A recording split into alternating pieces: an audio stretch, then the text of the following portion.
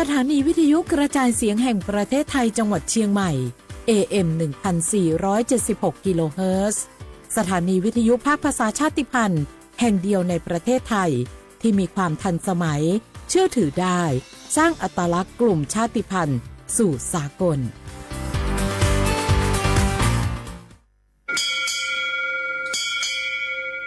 โอโบดะจ้า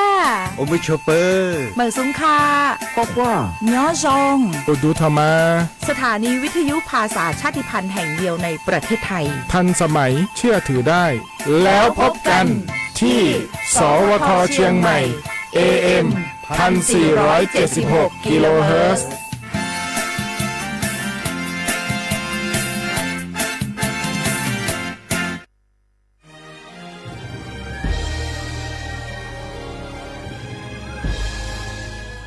เกิดเป็นคนไทยเติบโตบนผืนแผ่นดินไทยจงภูมิใจในความเป็นไทยชาติไทยเรานั้นนับเป็นชาติที่มีความเป็นมาเก่าแก่ยาวนานเรามีภาษาวัฒนธรรมและมีสิ่งต่างๆที่เป็นเอกลักษณ์ให้เราได้ภาคภูมิใจในความเป็นคนไทยเราควรเห็นคุณค่าและมีความรักชาติหวงแหนแผ่นดินอันเป็นมรดกของบรรพชน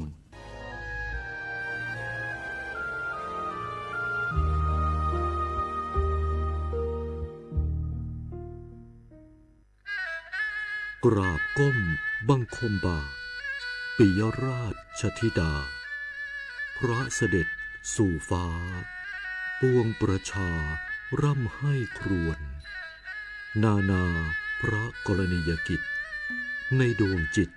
ทวินหวนทุกเร้าเศร้าในสวงพระคือดวงใจไทย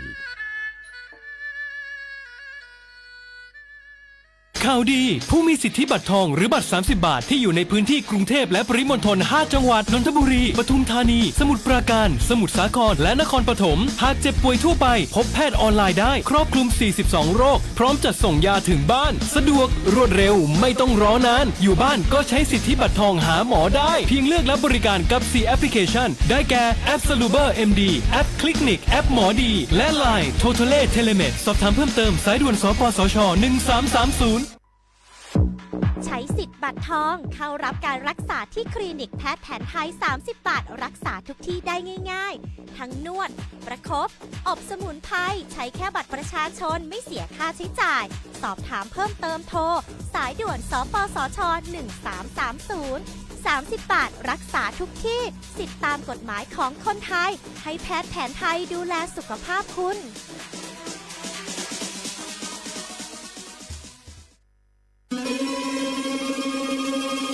ก้าวสำคัญมาถึงแล้วเจียงใหม่นครหลวงของล้านนาสู่การเป็นมรดกโลกต่างวัฒนธรรมขององค์การยูเนสโกเมืองที่ยังมีชีวิตและมีประชาชนอาศัยอยู่ร่วมกันวันที่ 3-8 สิงหาคม 2569 นี้สภาการโบราณสถานระหว่างประเทศจะลงพื้นที่ตรวจความพร้อมจังหวัดเจียงใหม่ขอเชิญชวนภาครัฐเอกชนและพี่น้องชาวเจียงใหม่ทุกคนมาร่วมแรงร่วมใจพัฒนาปรับปรุงพื้นที่ทั้ง5ประตู4แจ่งตามแนวคูเมืองและ7วัดสำคัญวัดเจียงมั่นวัดพระสิงห์วัดเจดีย์หลวงวัดพระธาตุดอยสุเทพวัดสวนดอกวัด7ยอดและวัดอุโมงค์ช่วยกันดูแลให้สะอาดงดงามคงคุณค่าสถาปัตยกรรมดั้งเดิมเพื่อต้อนรับการตรวจครั้งสำคัญนี้ร่วมกันร่วมสนับสนุนเจียงใหม่สู่เมืองมรดกโลกต่างวัฒนธรรมโดยสวทเจียงใหม่สำนักงานประชาสัมพันธ์ที่3กรมประชาสัมพันธ์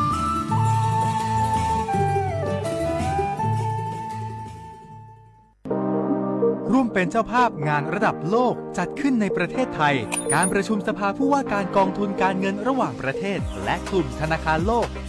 12-18 ตุลาคมณศูนย์การประชุมแห่งชาติสิริกิติ์ด้วยแนวคิดโลกทัศน์ใหม่ของไทยเพิ่มศักยภาพคนสร้างภูมิคุ้มกันในโลกที่ท้าทายมาร่วมเป็นส่วนหนึ่งของการประชุมครั้งประวัติศาสตร์เพื่อปรับตัวสู่อนาคตร่วมกันอย่างมั่นคง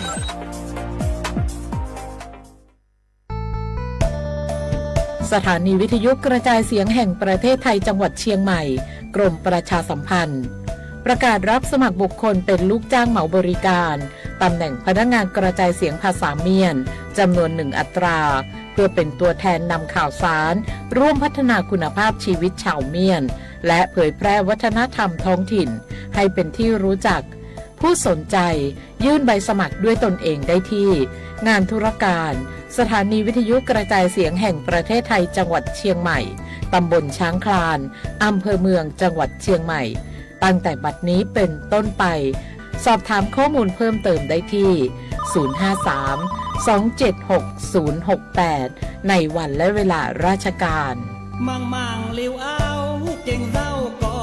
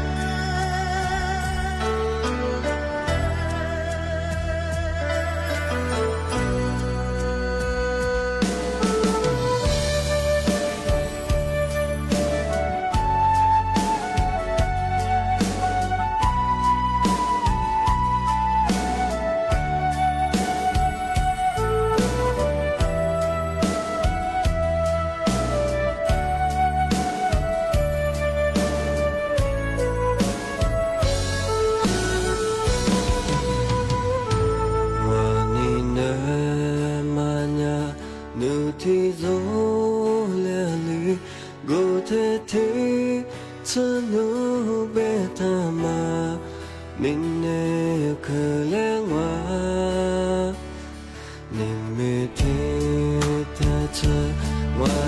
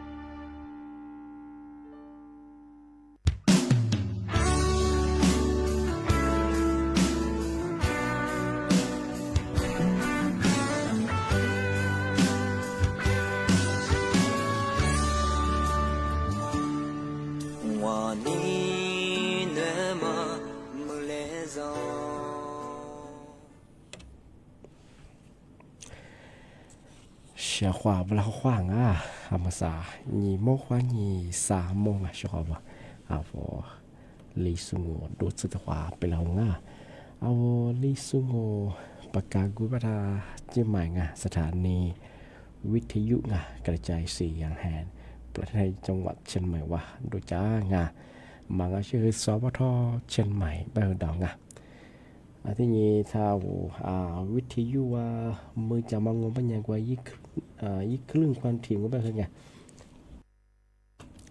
ยี่ครึ่งความถี่งบปัญญาเฮติดตัวลีเฮียสีจะโฉว่าโจญาเฮตัวหลังยี่ระบบเนี่ยคือระบบ AM อธิบายว่าระบบไลฟ์ยี่เพลงก็แบบสวทเชียงใหม่AM 1476กิโลเฮือยี่เบอร์โทรมันคือ053อธิบาย276 007ไว้สิว่าแบ่ง053 276 007มาคือช่วยได้บ่ช่วยเขาอย่าถ้าวิทยุว่ายินน่าจะสวยยี่เบอร์โทรเดี๋ยวฝรั่งถ้าว่าลิซุงปากกาก็มังเอารายการลิซุงด้วยมงมันยังไงเนี่ยก็คือโฉมโมควานีเฉมโมที่มุลก็คือนีโมควานีสามโมที่คนด้วยที่ยามเมื่อสั่งมันยังคือแต่ก็ยังมันนิดหน่อยเอาที่รายการลิซุงมาคือนีโมควานีสามโมมาคือลาจากมาสังเกตคือลีโมควานีหัวโมที่ดีจากฟุยาชกงานมันยังคือจากลีฮอตติชาเลเบอร์งานตัวที่ดีปีมากมุสลิมยังคือมาแต่ก็ยังมาแน่นอนชกงานคือยาที่ดีแบบที่กลางนี่ไม่ถึงยังว่ามันยังเอาลิซูเอาบีบางมันยังคือเฮฮาโชนยังนี่ไม่ถึงมาคือหนาลีเนี่ยชกงานยุคนี้ตัวยังโชดซื้อกูกดที่กูมางที่นี่ชาวงานนั่นคือจะมาปีมากที่สตาร์จินชมังมันยังมันใส่ตัวอย่างตำรวจไซเบอร์จะมาแจ้งเตือนที่นี่ตำรวจสอบสวนกลางยาเบมังมันก็จะชั่วโมงผู้สูงอายุชั่วโมงที่ก็จะวงไม่เดียวระบบอะไรข้อนี้จะซื้อว่ามาจะใส่มาคือที่จงที่ก็เราบอกกันยังมากู้มาจงชั่วโมงกันยังกู้สู้จะสู้สู้งมันยังมาคือตัวอย่างจามตาบริเวณมาใส่ยาแบบมองมันยังชั่วโมงที่พวกมันยังคือจะซื้อจะมายิบพับผียังเป็นยังคือนิวเชื่อไงนิวเชื่อมันคืออยู่สุดละยิ่งท่าอยู่ฟูโทฟูอาจจะอยู่ส่วนว่าแต่ว่าโทรฝรั่งไว้เฟซบุ๊กที่ต่อไปใช้ท่าฝรั่งจะซื้อแต่มันยังคือค่าเป็นยังไงอันนี้คือจะซื้อมีจำกัดเป็นยังไงมีมาใส่บ้างจะกูเลยมาว่าเป็นยังไงบ้างคือว่าสมมติก็โดนเป็นยังคือจะซื้อผีๆเป็นยังคือนิวใช่ป่ะไงฟุตบอลอ้วนใช่ไงฟุตบอลอ้วนงูเป็นยังไงสุดท้ายแบรนด์น่าจะซื้อมาสู่ฝรั่งช่วงงานทำไมไม่ถึงกลุ่มมิชาชีพของงานมาคือตัวอย่างจำงเราสมมติมาคือว่าจะซื้อจะมาคือข้ามันอีบุยชิรูปภาพที่แต่ละอย่างคือถ้าเฟซบุ๊กแบบที่ต่อไปกันทีละอย่างว่าแอปจะซื้อก็เสียละอย่างคือที่เรียกกู้วิชาไงยิบถึงว่าไม่คือผียาชงงานราคาคือถูกยาชงงานบ้าหัวสมมติกันบ้าคือจะซื้อยิบคือถูกยาจะซื้อข้าบ้าคือไงนิวใช่บ้าหัวอ้วนใช่ไง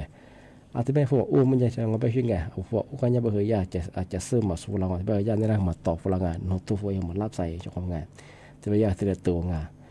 ที่เป็นมันยังมาคือที่ยาจามอบางมาใส่เห็นยังเป็นกลุ่มมิชาชิงหลักสมคาสุบจะซื้อยุปอมแบบจะซื้อข้ามาแต่ละยังสู้แต่ละยังยูโรพายูวิดีโอแต่ละยังคือโฆษณาเยี่ยมงจะซื้อมาที่ราคากูราคาเป็นยังไงยี่ห้อคือจบเป็นยังไงที่ยังคือยายิบรับประกันเยี่ยงนี่ขบสักขบแบบว่าสมมจะที่ผู้สมัยคือจะซื้อค่าโซยีประกันจะแบบคือวอชแบบคือมากุยมาตัวเชงสุดท้ายผมบอกนี่มือแบบตัวแบบสัตว์ตัวแบบคือโอ้แบบจะซื้อมาสุบแล้วเด็กก็เนี่ยแบบคือนี่มาสร้างช่องแต่คนนี้คือยาสำนักงานตำรวจสอบสวนกลางไซเบอร์ยาคือตีเตอฝรั่งสมมที่แปลว่าไม่ยังมาคือที่ยาจามงว่าจะซื้อ อีผีแย่ไปเนี่ยคือผู้บอกโอ้มาแต่เองทำไมคือยากกลุ่มมิชฌาชีพของอย่างนั้นตีคือหลังแต่เนี่ยว่าทุกฝรั่งเนี่ยบอกว่าจะช่วยหลังว่าจะซื้อกูได้ค่าที่เลือกค่าเป็นยังไงจะซื้อมาพากูเป็นยังไงเจ้าของหมาจูเป็นยังไงเพราะเขาบอกว่าช่วยมึงไงเพราะเขาบอกนิวใช่ไหมคือไงผู้บอกอ้วใช่ไงก็เนี่ยไปจะซื้อมาวางทำไมเอาสมมที่เอาผู้สูงอายุทำไมดีแต่ปีใหม่เจนตัวอย่างที่มาที่เชียงโง่เป็นยังไงที่ยาสำนักงานกรมอุตุนิยมวิทยาการมาคือหน่วยที่พวกกูนิสุแต่ยิสุแต่มาเจนตัวฝรั่งแต่มาคือนิมิตเส้นไหนจริงแต่เนี่ยคือวันเนี่ยจริงที่โฉนิควานี่กูเนี่ยซึ่งถ้าเหมือนเป็นยังไงมีฮิโรฮาเยเหมือนฮาเรียกว่าไงภาคเหนือจีภาคอีสานจริงที่เนี่ยคือภาคตะวันออกเฉียงเหนือที่แบบมันยังคือมือคือเป็นเรียกมังโงเป็นยังไงถ้าแจ้งเตือนมันยังคือพื้นที่จังหวัดเชียงรายที่ยังจังหวัดพะเยาที่ยังจังหวัดน่านที่ยังจังหวัดหนองคายบ้างที่ยังจังหวัดบึงกาฬที่ยังจังหวัดสกลนครที่ยังจังหวัดนครพนมที่ยังจังหวัดจันทบุรีที่ยังจังหวัดตราดที่จังหวัดระนองพังงาแต่มาคือมือคือเรียบร้อยเอาปีกว่าในพื้นที่ธรรมจักรสบายมาคือแต่ยาฝาระจามโบรมือคือพันเลี้ยงงูเป็นยังคืออาจจะจามดงที่ยังคือว่าจัวบักขณีสัสอาจจะสิละมังสัสจามาแล้วก็ฉีกวยละมาที่กินเป็นจะกวยที่ก็จะเป็นมือลิสเป็นกุยเฉียมาจงอาแบบเฉพาะมาหากเกิดดวงงูเป็นยังอันนี้ตัวยังคือว่ายึดเขายึดดูเขาที่ตาร่างมาเนี่ยที่มีที่บอกกุญิสุแต่ญิสุมาจะติดพลังที่มาคือโฉนีขวานีโฉนีขวานีคือกูเนี่ยสวยงามมาแต่มาปีมางที่นี่ที่มาแต่เชียงโง่มันยังกระทรวงแรงงานคือถึงมาแจ้งเตือนฝ่ายเอามาสาวชาวงานโวถ้ามีโซกว่าตบที่ว่าเยี่ยมมีข้อจะสุบะเฮมาแต่ยาจามโมบะเชงโนปีความมีพอข้องูมันยังคืออนุจูกับกุญิกับเชงโนบริษัทมาแก้กับยาบะเฮเอามาสั่งว่ามันยังที่กลุ่มวิชาชีพก็คือบริษัทคือบริษัทจัดหางานมีความเป็นยังคือที่ชื่อยี่เพจบางก็ชื่อว่าโซยี่เฟซบุ๊กติดต่อที่ชื่อช้างยังคือว่าที่ดีโฆษณาอย่างบางบางยังคือกลุ่มวิชาชีพบางก็ชื่อในหน้าเถื่อนไปสิไงมาคือแต่ยังสมองมาสาบะอยู่มาคือมาตับเที่ยยิ่งช่วยยังมีที่เราความเป็นยังไงยาเบลล่ามาเพิ่งที่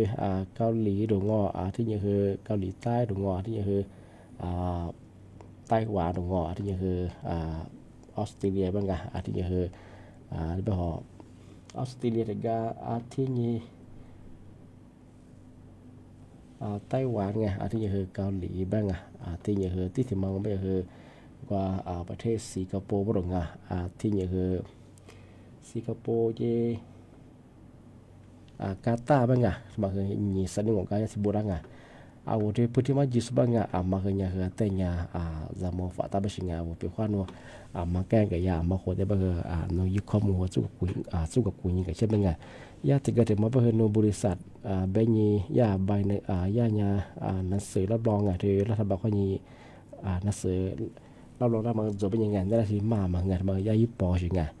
อะไรบ้างเอาไทยมีส่วนมาเอาที่ต่างประเทศมีพายบ้างมาแก้กับยาที่ยังบริษัทอันบ้างเอาข้อมูลสู้กับกุญมาสับเบอร์ลัดสมัครสับเบอร์ที่ชุกคนเนี่ยว่าคือละมาอย่างนึกว่าเบื่องูเป็นยังไงแต่ก็เราบ้างผู้บาดทีมือแบบสามมือแบบเบื่อเจ้านึกว่าเป็นยังคือที่คิดมาเบื่อเจ้ามังอีกบ้างคือเนี่ยชอบว่ามาแต่เนี่ยจำมังธรรมยาที่กระทรวงแรงงานจะมาแจ้งเตือนฝรั่งที่บ้านยังชอบนั่นคือมาสามากว่าที่ขวากันนั่งอาชีพเราชอบแล้วจะ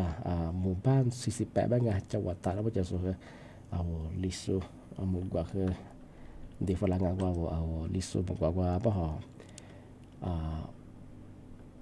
ดอลลาร์นี่กว่าชิลาวมันกว่าทำไงยาที่เป็นฝรั่งเสียงแบบวันนี้คืออันนี้คือมันกว่าเรื่องว่าแม่หลวงบ้างทำไมคือเนาะมุ่งเป้าจะสุเชื่อบ้างอันเป็นคือนั่นเนี่ยชอบที่จุบัง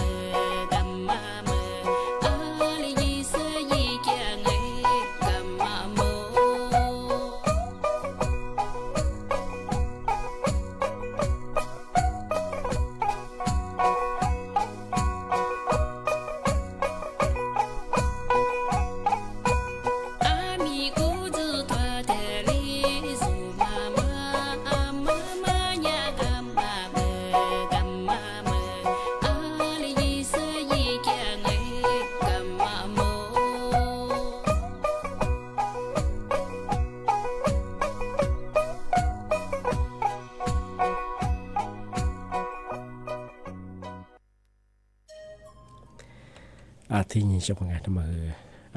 ยุชิดควาปีมังถ้าช่วงนั้นแบบยังไงเอามาตามมาเที่ยวยืนมาสอบผัดเลยเดือดตั้งงูเป็นยังไงเอาที่เหมือนกับข้อจักไงมาแก้ไงบริษัทมาแก้ไงบ้างที่นี่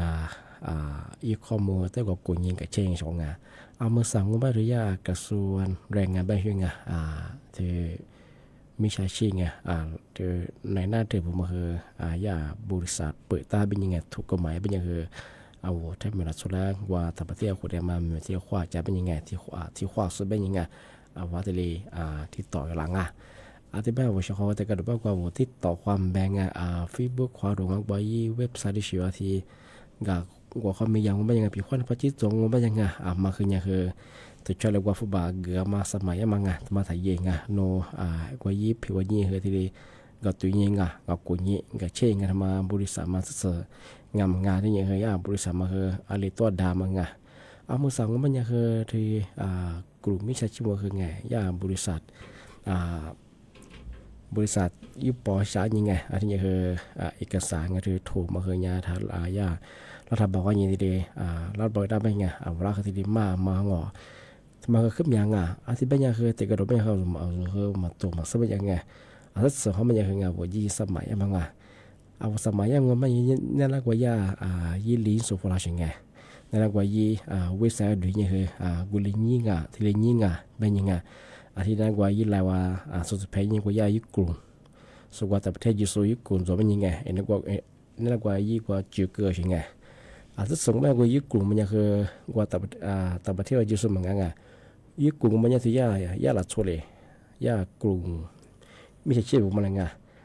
สมมติมันกว่าต่างประเทศมีสมังงานมันยากกว่าญี่ปุ่นที่ช้ายังไงเวลากว่า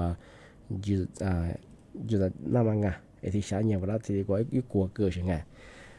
มาคือตั้งยาสมองชักงานมาสับไปคือขึ้นอย่างงานมาคือไงแต่ก็รู้ว่าเขาบอกว่าเกาหลียีเชื่อตรงงอว่าอิสราเอลยีเชื่อตรงงอว่าไต้หวันตรงงอที่สิงคโปร์ตรงงอที่นี่คือออสเตรเลียตรงงอมาคือที่เดียยี่ข้อมูลว่ายังไงมาดูเฉพาะที่จงงมันยังไงที่นี่จำมองที่คือถ่ายอยู่จับไปยังไงปีขวัญนู้นที่ก็มาฟาชีมาสิ่งงานไปยังไงจุดแพ้ว่าเฉพาะที่ดีเปิดสายยังไงว่ายีสุดเลยสุดเลยที่นั่นยังไงแต่ก็รู้ว่าสมัยนั้นยี่มาเปิดสายไปยังไงผู้บ่าวยังเกิดจะว่าคือกับงานยี่มือ3มื้อบ้างเกิดบางงานสุดท้ายแบงเขามองว่าจีชงไงผู้บ่าวมาเกินล่างที่ความยังไงกระทรวงแรงงานเติมมันยังไงมาสับก็คือในหน้าถึงไงบริษัทยุปอมาคือขึ้นยาที่นี่คือเว็บไซต์ไงนั่นแหละว่านี่ดูนี่คือรถบีจะมาไงนุ่งก็พันยี่ดูงมันนั่นถึงเชื่อทุกฝ่ายยังไงนั่นแหละดูแลเยี่ยมงานเนี่ยปกติที่เชื่อมังค่าเยี่ยมยังไงนั่นว่ายี่พิเลียยี่ชิบเบยังไงนั่นแหละที่กว่าเชื่อยังไงเอกสารก็มาแต่เจ้าดงที่มาขวามีไงกว่าปีงูเป็นยังโนอาชีพสมัยชีวิตยังไงตาโกจากูยาพิจารณาไปยังไงที่นี่คือมือเป็นยังคือมีอะไรตัวไงโนเรามาทำไหนโนมาอยู่ชีวิตโนสุดกายังไงแบบเป็นยังคือลีมือความยังคือเหมือนสเปรย์ไงที่นี่คือกว่าโอทีไงโอทีเจบิลเลียนขยันยังเพราะว่ามันคือมารวยยังไงโนโอทีจะผสมมันยังคืออะไรอย่างคือบัตรมาคนนี้อย่างคือที่แสนสิบว่าเฉยๆไงมันอยากโฆษณาขึ้นยิ่งกว่างาในรัฐทุกฝรั่งเนี่ยที่เลยบอกว่าเชื่อมันว่ากุลีแบบมันที่ยาบอกว่าก็จุกว่างาที่ยาในหน้าถึงผมไงแต่เป็นยังปีว่ามาที่สิพัฒน์จงโง่เป็นยังไงบอกคือยี่มาเราก็ตั้งยังคือไงแต่ใจยี่งอแต่กับกูยี่จุกงานมาคือบริษัทมาคือยาสนับงานมาแล้วก็ด่ามันก็ว่าดีนั่นยังไงปีว่าย่ากูด่าแต่ว่าเขาคือกูสนับงานยี่จุกเขาเป็นที่เยอะคือดาวงาปีว่าเป็นยังคือยาสนับงานมาสัตว์ถือจุดตั้งรูปเป็นยังไงเอาข้อมาเกิดเป็นยังคือกูรีดูถือเป็นยังไงมันยังคือแต่ใจยี่จุกงานมันยังคืออะไรยังคือยากลุ่มมิชาชีพวังงามาถึงเกิดจะไม่ใช่งานมาสักขึ้นอย่างงานมายากระทรวงแรงงานคือที่เตยฝรั่งอะไรบ้างว่าสุดๆแปลว่าเอาเชื่อว่ามันก็ต่างประเทศได้บอกว่ายินมาสอบผ่านตึกจะบ้างไงมันก็ไงคืองานบริษัทมันก็ไงคือโน้ตที่เชื่อเลยผู้บาเกี่ยวมาถ่ายยิง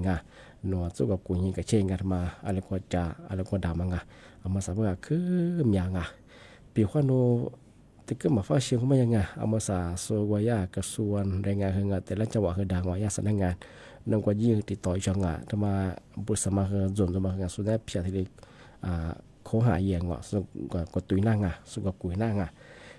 ที่ก็ได้ว่าผมจีบว่าเป็นไงนึกว่าเว็บไซต์ยิ่งสมัครไปอยากจะสุดท้ายแบงว่าถือกลุ่มมีสิทธิ์ที่เราไปจิตจุดลงโอ้เป็นยังไงถือฟุตบอลงอมือแบบชงแบบไงว่าพิจารณาว่าอย่างไงเกี่ยวกับยีจะไปเหมือนว่ายิงยีจะว่าโทตินละงอโทได้ละไงอันที่ย่างไปเสกแล้วมันคือยิบปอดิงอเอกสารฉะนั้นมันยิบปอเลยกี่ละเชียงไงอันที่ไปเหงาทำมาคืออามาที่จะเกิดจิ้มเชียงไงเอาหัวชกอลีส่วนไงอันที่มันยังไงอามาคือที่เรียกปีมางานมาสบายขึ้นอย่างไรไม่ยากกระทรวงแรงงานที่เรียกประกาศเช่นเตียวฝรั่งงานอันที่แบงก์มันยังเชื่อว่างานนี้มีน้าปีมาคืออันที่เรียนจงงานไปคือตีขวาหมดหลายขวางนี่มีไปคือเอารายการลิสงอดมังหนีมุขวันยี่สามโมไปคือมาสัญญาคือละชีนที่สักทีเดียวไงไปคือเชื่อเราว่าเชื่อเขาเนาะบ้านไม่จาเหนือบ้างเนาะคือย่ามันกว่านี่ช่วยเดียวฝรั่งที่นี่จอบ้านที่บ้างจอลำพูจะโซย่ามันกว่าที่จุดที่ฝรั่งงานก็คือว่าชกมันกว่าที่ฝรั่งสุดามันกว่าที่พูดได้ยังแต่ละหนาวงานก็คือเอารายการที่ส่งได้บ้างในก็คือชมมุขนี้จิ้มมัวตัวขวาดวงอันก็คือเสนองานของมุลขวางนี่มีก็คือนับปีมามันคืออาทิตย์จงอาทิตย์เป็นยังชกงานมาสับก็คือจิ้มมาเป็นงานบ้านพื้นที่ยังคือเมืองฮาเรียมาคือจวงภาษาจะสุบังว่าคือด้วยมาอันก็เยอะมาคือโลชิสุแต่zamanนี่เชื่อมาฮาเรียคือจะกุจุเลียอันตรายยังทำมาคือแต่มาปีมาเชื่ออันนี้เป็นว่าชว่าปีมามังอาทิตย์จงข้อความสวัสดีครับ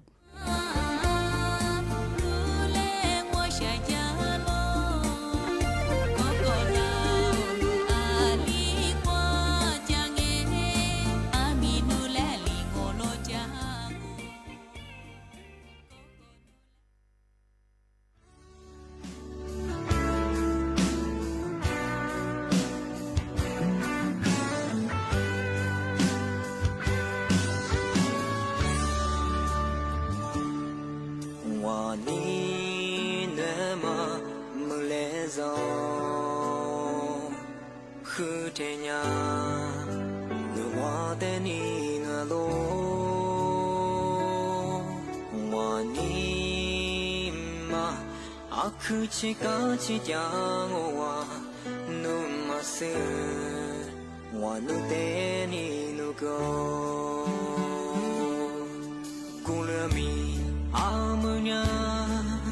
ぬぬにちまなぬべすふぐにゃんまわすりょわてねろびぬべんま被可知忙我巴掌，东不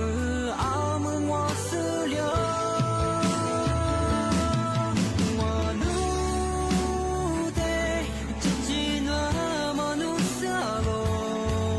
古人阿弥努我得个地上，我爱是强了你，我得努皮卡拉。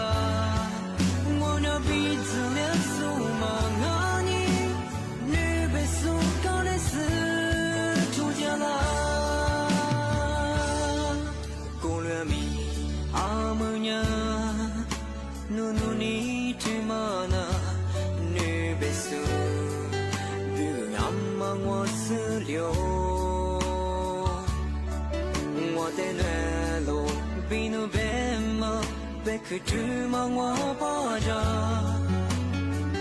东不记起我死了，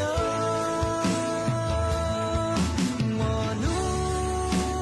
得自己那么努萨罗，古人阿弥努我得个地上，我爱是强了你，我得努皮卡拉。彼此连苏玛阿尼，女别苏高的斯。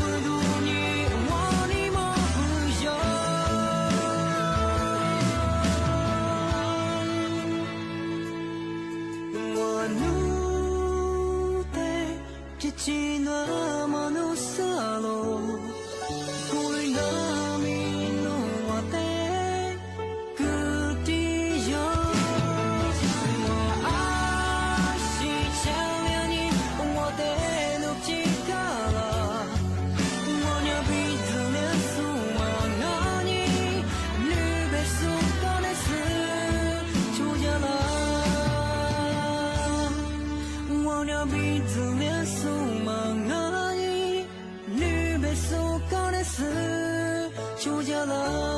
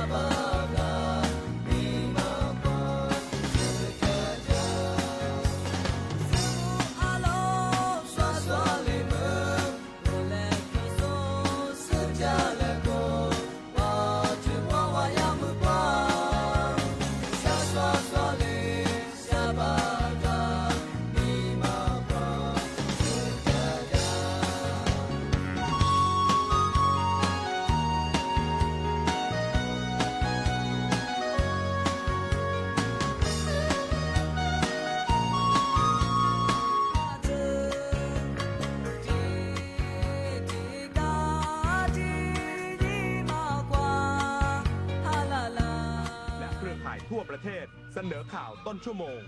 รู้เร็ว